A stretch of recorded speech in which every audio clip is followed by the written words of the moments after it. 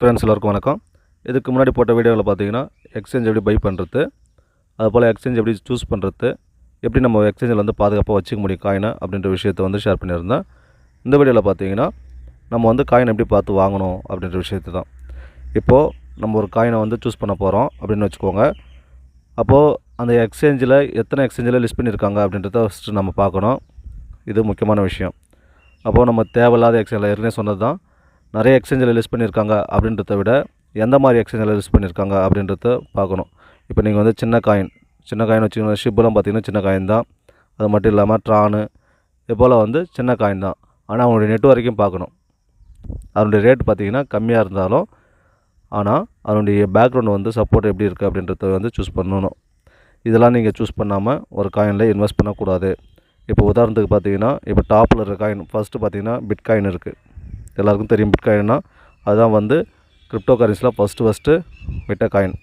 ஓகேவா? ரெண்டாவது எத்தேரியம் இருக்குது, மூணாவது வந்து டாலரு, அடுத்தது வந்து பிஎன்பி பினான்ஸு, அடுத்து வந்து சொலானா இருக்குது. ஓகேவா? இது போல் ஸ்டெப்பாக ஃபஸ்ட்டு செகண்ட் அப்படின்ற மாதிரி இருக்குது.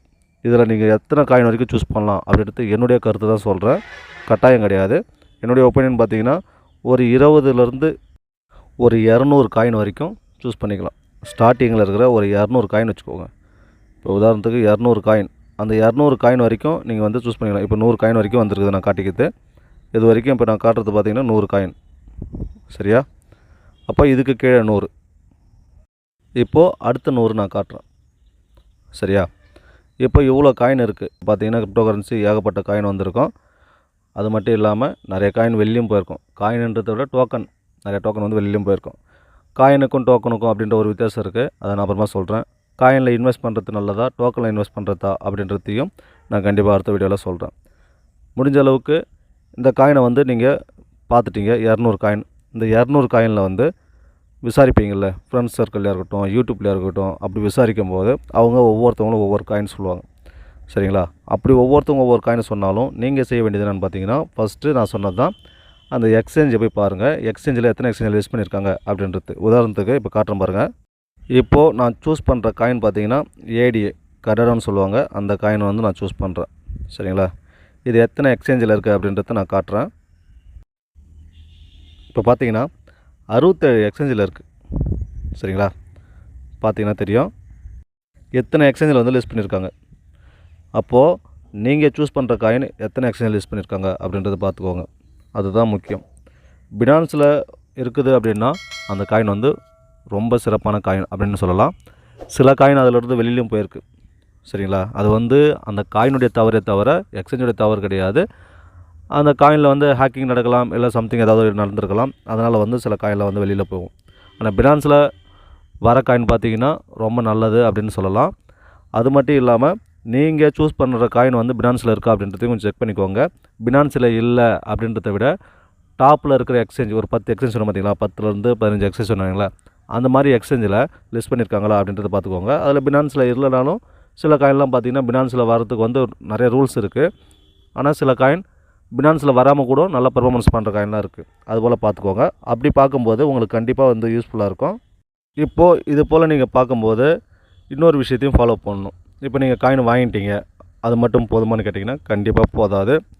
அந்த காயினில் என்னென்ன நியூஸ் பேஸ் வருது அப்படின்றத ஃபாலோ பண்ணணும். உதாரணத்துக்கு பார்த்திங்கன்னா டெலிகிராம் ஃபாலோ பண்ணணும், ட்விட்டர் பேஜை ஃபாலோ பண்ணணும்.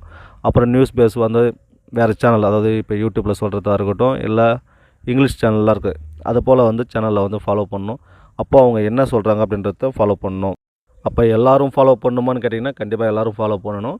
அதை விட முக்கியமாக என்னென்னா, உங்கள் ஃப்ரெண்ட்ஸ் சர்க்கிளில் இப்போ முக்கியமாக கிரிப்டோ கரன்சியில் வந்து அதிகமான நாட்டம் உள்ளவங்க அது போல் இருப்பாங்கள்ல, அவங்கள கொஞ்சம் ஃபாலோ பண்ணிக்கோங்க. அப்படி நீங்கள் ஃபாலோ பண்ணும்போது உங்களுக்கு அவங்க வந்து ஒரு நல்ல கைடன்ஸ் கொடுப்பாங்க. அதனால் வந்து நமக்கு ஒரு யூஸ்ஃபுல்லாக இருக்கும்.